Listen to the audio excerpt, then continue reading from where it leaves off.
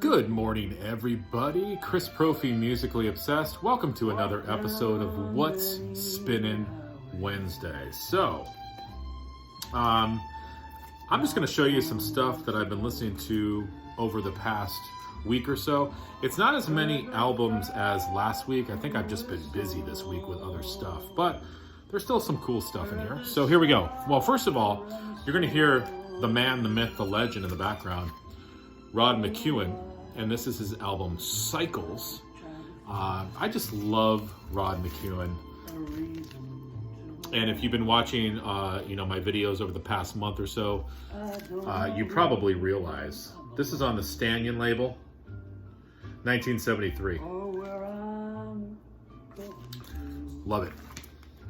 I've also been listening to his album entitled Odyssey.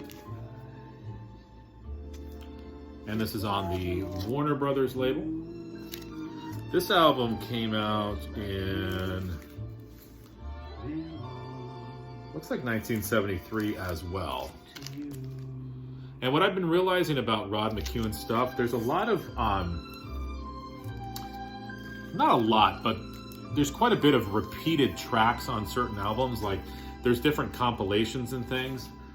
And, sort of repackaged, but that's fine. I mean, if you like it, you hear maybe the same song on a couple different albums. It's not a huge deal, but I've noticed that seems to happen a lot with Rod McEwen. Now,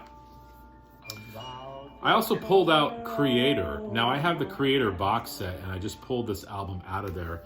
This is a Renewal. This is a heavy freaking record. What I like about this too is that Creator changed their sound a little bit. They added some industrial elements to their sound. They actually got heavier. And as I said, this is from the box set, so it is colored vinyl. And definitely check this album out, Renewal by Creator. Looking for a year. I'm not sure. It came out in some year. You like that? I do my research on this channel. Now, I hadn't listened to this man in a long time, and I found some of his records over the weekend, and I forgot how much I love Leonard Cohen. And this is Songs of Love and Hate. This is on the Columbia label. Nobody sounded like Leonard Cohen. Nobody wrote music like Leonard Cohen. Avalanche, Last Year's Man, Dress Rehearsal Rag. I mean, the list goes on. This is such a killer record. And I also have been listening to another Leonard Cohen album that I picked up, and it's Songs from a Room. And this is also on the Columbia label. Bird on the Wire. First I heard that was with Johnny Cash. I heard his version of it. I didn't realize it was a Leonard Cohen song. The Butcher, You Know Who I Am, Lady Midnight, Tonight Will Be Fine. Just a great record. And what I like about Leonard Cohen records is it definitely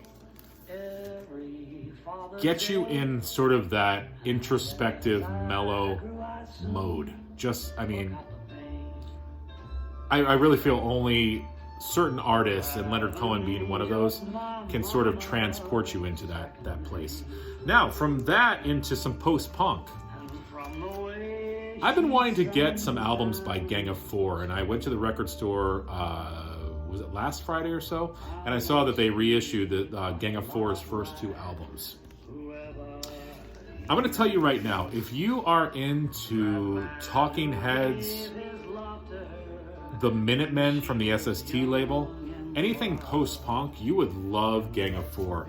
And I'm going to tell you right now, this album came out in 1981. The bass work on this album is phenomenal. I have to look up and see who the bass player is for Gang of Four, but he's going to get a gold star because his bass work is funky Cole Medina. It's good. It's some good stuff. And I also picked up, I believe this is their 1980 album, Entertainment. And again, I can't stress enough, if you guys like post-punk, check out Gang of Four. Oh, 1979. Killer stuff.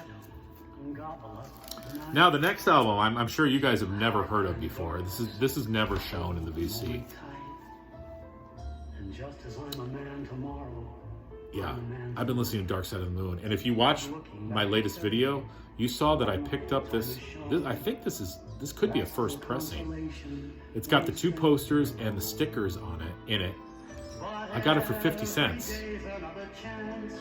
And I've been spinning it, and I've been saying to myself, there's a reason why this album is considered a classic. This is just a classic record. Sonically, song structures, instrumentation, vocals, everything is in this album. It's just phenomenal. Love it.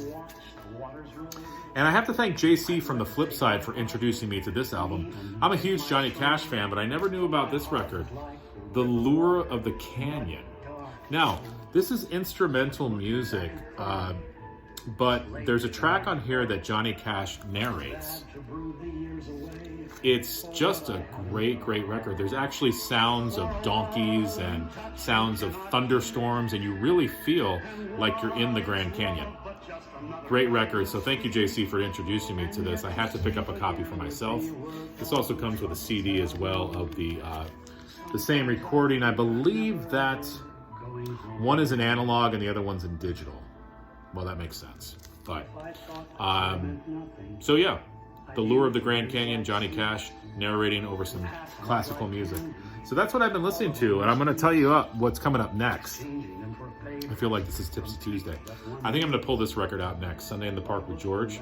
This is a Stephen Sondheim musical with Bernadette Peters and Mandy Patinkin. Killer stuff.